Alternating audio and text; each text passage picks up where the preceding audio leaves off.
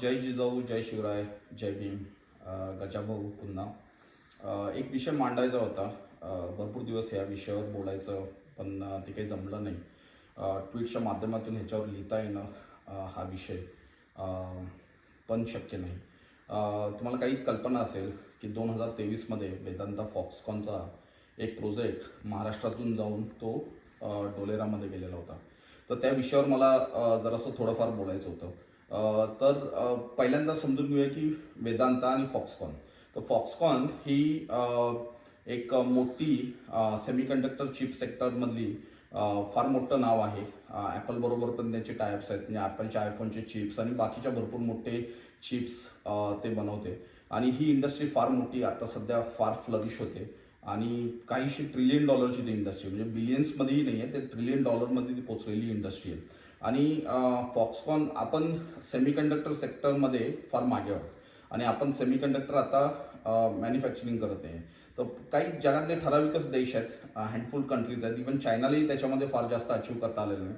त्यामुळे ही तैवानीज semiconductor company भारतामध्ये येणं आणि रोजगार करणं आणि त्या पद्धतीची टेक्नॉलॉजी भारतामध्ये येणं, तयार होणं हे फार गरजेचं होतं.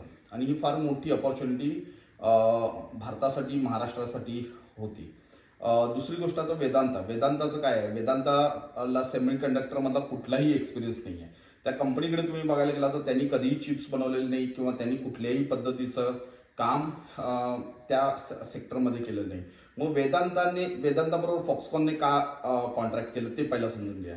तर कसं आहे की भारतामधल्या काही कंपन्या ह्या आपल्या सरकारकडे जातात आणि सरकारला सांगतात की आम्ही ह्या सेक्टरमध्ये काम करणार आहे आणि आमच्याशी तुम्ही MOU साईन करा. तशाच पद्धतीचा एक MOU गेल्या वर्षी डाओसमध्ये आपल्या शिंदेबरोबर केला होता. एक कंपनी होती विदर्भातली, त्यांचं मार्केट कॅपिटल ₹1,00,000 होतं, पण त्यांनी जवळजवळ 100 करोडचा MOU साईन केला असं दाखवलं. तर सरकारबरोबर ते MOU साईन करतात, मेमोरंडम ऑफ अंडरस्टँडिंग, आणि त्याच्यामध्ये त्यांनी ती जमीन, तो पैसा, फ्री इलेक्ट्रिसिटी, ह्या सगळ्या गोष्टी ते हे करतात. म्हणजे तो सरकार ती फेवरच करते. ती जर त्यांच्या ओळखीची व्यक्ती असेल तर त्यांना फेवर करते. मग ती कंपनी काय करते, ती जाऊन जगभरातल्या कंपन्या शोधते, त्याच्यावर टायअप करते आणि त्यांना बिझनेससाठी इकडे आणण्याचा प्रयत्न करते. आणि ती कंपनी ज्यावेळेला अशा पद्धतीची एक फ्रॉड कंपनी जे प्रयत्न करत होते त्यावेळेला हा विषय मी मांडला होता. आणि त्या कंपनीच्या तुम्ही म्हणू शकता प्रेसिडेंट, व्हाईस प्रेसिडेंटनी कॉन्टॅक्ट करून मला ती ट्विट डिलीट करायला सांगितलं होतं आणि मी ते डिलीट केलं. कारण त्यांनी सांगितलं की आम्ही काहीतरी करण्याचा प्रयत्न करतोय आणि तुझ्यामुळे हे आम्हाला त्रासदायक होतंय. पण वेदांता फॉक्सकॉनचं प्रकरण लक्षात घ्या. आता वेदांता फॉक्सकॉनने पूर्वी जमीन कुठली सिलेक्ट केली होती, तळेगावची जमीन सिलेक्ट केली होती. एखादी कंपनी एखाद्या ठिकाणी जात असेल तर त्यांनी पहिल्यांदा काय बघतात की त्या संध्याकाळचं तिथलं वाईन अँड डायनिंग कल्चर काय आहे. पुण्यासारख्या ठिकाणी त्यांनी तळेगावची जमीन स्वीकारली होती, तर तिथलं वाईन अँड डाईन जर तुम्हाला माहिती असेल तर पुण्यातलं one of the best wine and dine culture आहे. तिथे इंजिनियर्स व्हेरी इझिली अवेलेबल आहेत, फार हुशार लोक तिथे मिळतात, म्हणजे रिसोर्सेस फार best, one of the top resources in the world available आहेत पुण्यामध्ये.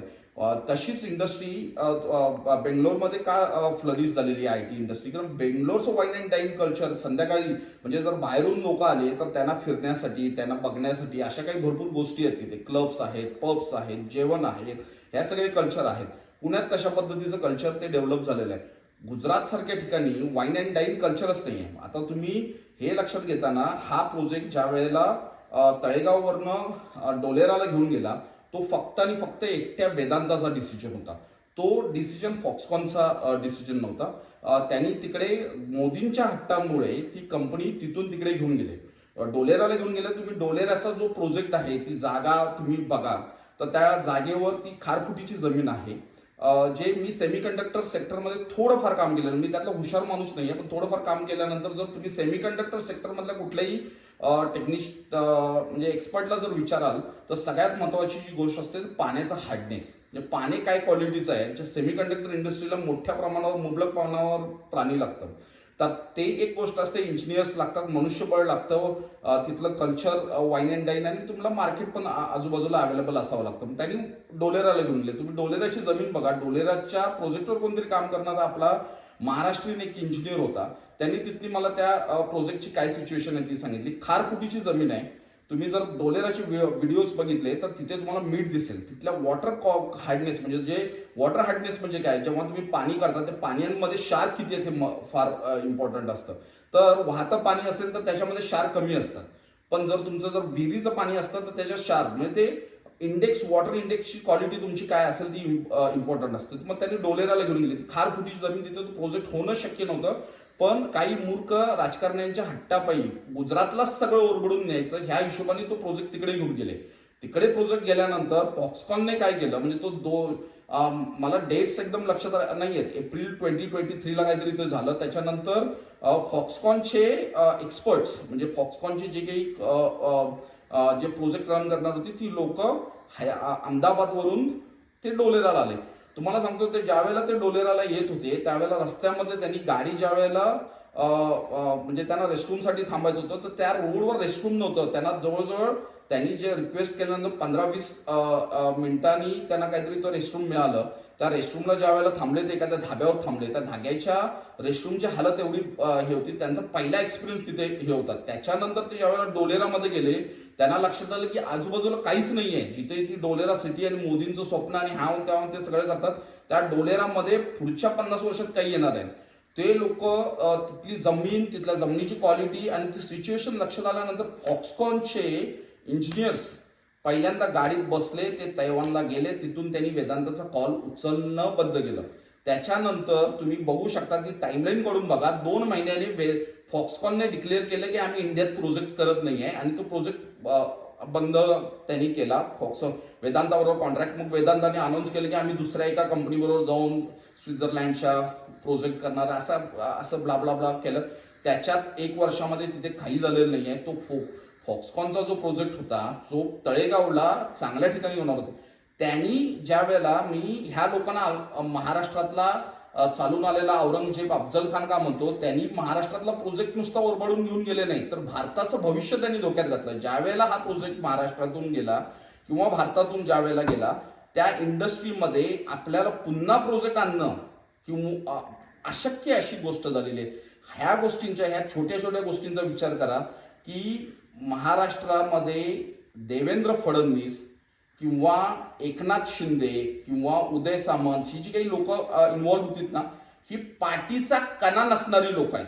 जर तुम्हाला तुमच्या म्हणजे त्या प्रोजेक्टमधून जवळजवळ 1.5 लाख जॉब होणार होते. म्हणजे एक माणूस जर कामाला लागला ना, पुऱ्या घरादाराच्या टेबलावर फूड येतं. तुम्हाला सांगतो एक पूर्ण परिवाराचं भलं झालं असतं. जवळजवळ 1 ते 1.5 लाख इंजिनियर्सला जॉब मिळणार होता. बाकीचा काही स्टाफ्स होता. जवळजवळ जी महाराष्ट्रातले 2-2.5 लाख जॉब तर गेलेच गेले, पण जी टेक्नॉलॉजी देशात नाही जगात फ्लरिश होते अशा टेक्नॉलॉजी मधला तुमचा अधिकार गेलेला आहे. कुठे ना कुठेतरी हे कणाहीन लोक जर तुम्हाला हकलायचे असलेत, 1 नंबरचा नालायक माणूस जर तुम्हाला हकलायचे असलेत आणि गुजराती माणसाचं डॉमिनन्स महाराष्ट्रातलं कमी करायचं असेल तर तुम्ही बाहेर पडा, मतदान करा. आणि मतदान करताना एक लक्षात ठेवा, इंडिपेंडंट उमेदवाराला मतदान करू नका. कारण हे लोक कुणाचेच नसतात. आपल्यासाठी स्वतःसाठी ते पक्ष सोडून जाऊ शकतात. हा जो काही येती विधानसभा ही इतकी महत्वाची आहे की तुमचंच नाही तर तुमच्या पुढच्या 50 पिढ्यांचं भवितव्य ठरवणार आहे. या राज्यामध्ये तुम्ही बाहेर पडा, मतदान करा. भारतीय जनता पार्टी आणि शिवसेना आणि ही अजित पवार यांच्या अभिद्रव युतीला नाही म्हणा. धन्यवाद. नमस्कार.